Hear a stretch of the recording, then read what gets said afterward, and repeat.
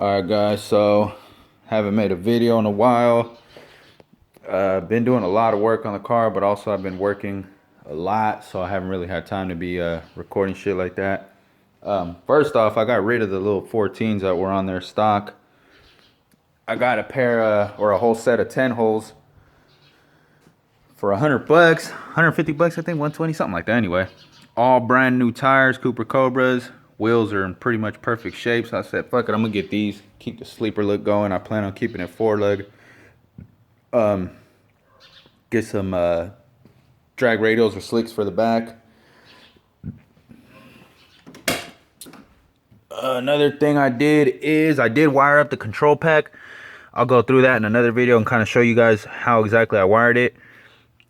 You really don't have to have this grounded, I guess, unless you're using the auxiliary wires, which will like power on and all that with the control pack. Like you could run like auxiliary basically from that, but I'm gonna ground it anyway. It's just kind of like, you know, how to extend some wires. I'll probably show you guys that in the next video, exactly how I wired it up, because there's a good video from CJ Pony Parts. It does get kind of confusing. I got the fenders back on, got the motor in. It was actually really easy, probably easier than doing a 302 push rod that I've done over like 20 times. Pretty much I didn't have to drop the cam member like they said before. A lot of the stuff I'm finding out now, when I was gonna do the swap, that wasn't true.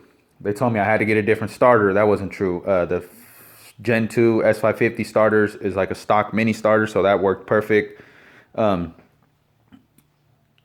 I didn't have to take off the K-member. I didn't have to take off the long tubes, none of that. It just literally dropped right in from the top, went in kind of at an angle. I pulled the headers down as I went in and kind of went in like that, like you would on a normal 302 small block Ford, push rod, whatever.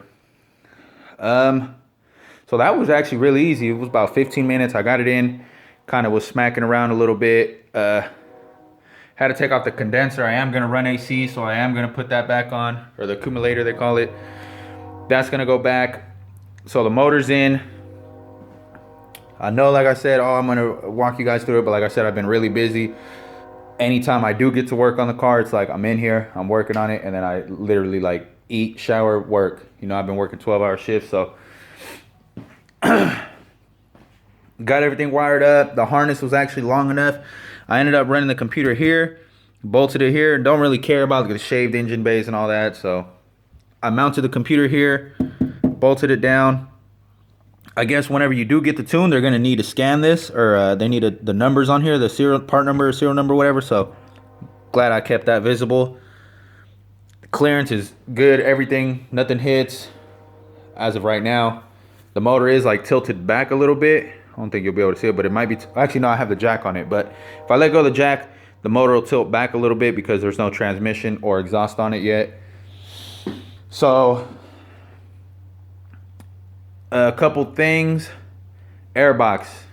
The control pack kit comes with the airbox, tube, all that. You are not going to be able to fit it in a Foxbody. I don't care what you do. You're not going to be able to fit it without cutting it, unless you cut your frame up. But in a Foxbody, you are not going to be able to fit it without cutting it. A lot of people just cut the bottom off completely.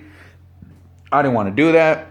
I talked to the person that I'm pretty sure I'm going to be getting it tuned by, AED, up north a little bit. I think it's a little bit past Sacramento, but AED, Sean.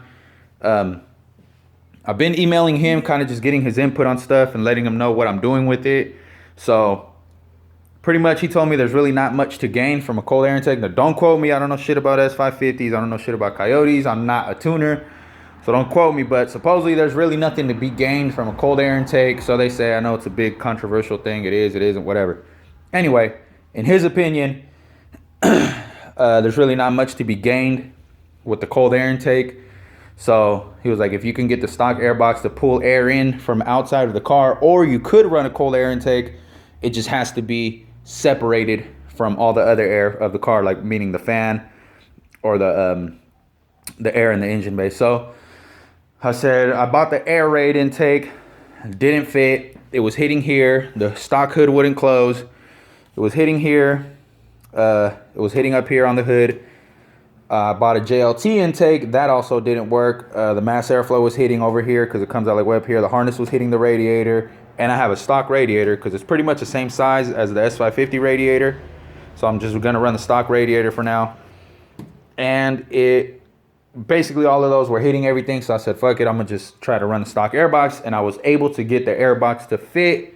It looks stock. It's not hanging low. It's not cut at the bottom. It's not missing anything. I have the little snorkel, the air duct in there to pull air in from the front. So the hole ends up here. So it's pulling pretty much air from the front or charged air from the front or whatever, you know. It's not all the hot ass air coming from in here, but I had to cut it. Pretty much I just shaped it in the frame in the shape of the rail. If I have enough time in the video, I'll pull it off and show you guys, but I pretty much shaped it right there. So it fits perfect. You know, it's not loose. It's not gonna move. It's not gonna jump out of place. Stock radiator, again, I'm running the Thunderbird fan.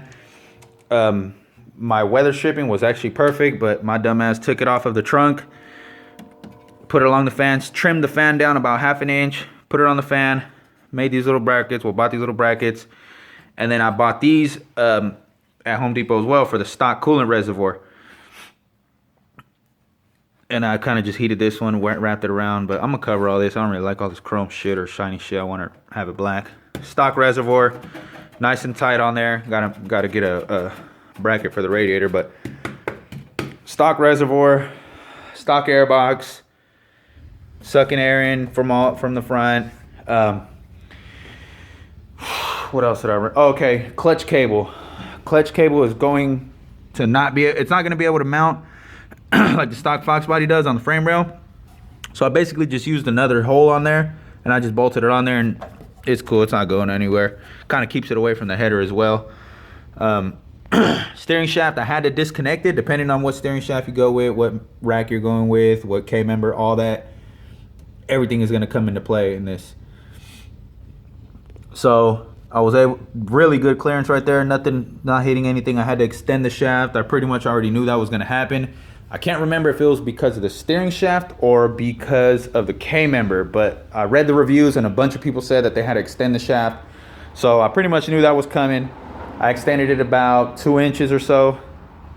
Knew that was going to happen, so that wasn't really a big deal. The cover fits. The stock hood closes. Everything closes fine. Stock hood closes. I'm not going to slam it shut, but yes, it does close. Sorry about that. Yeah, it does close. I did delete the windshield wiper motor because, one, I never drive any of my Foxbodies in the rain. I just hate that they get dirty from underneath. I don't like that shit. So I never drive my Foxbodies in the rain. So I took that off. Left the wipers on though. Want to keep the sleeper lit going. Gonna cover this. The reservoir obviously wasn't gonna fit here because of the air box. I might just get a K&N air filter, but for now it has a stock air filter, all that, stock air box, all that. It's just gonna have long tubes and exhaust. So got that in there. I did start it. Started right up.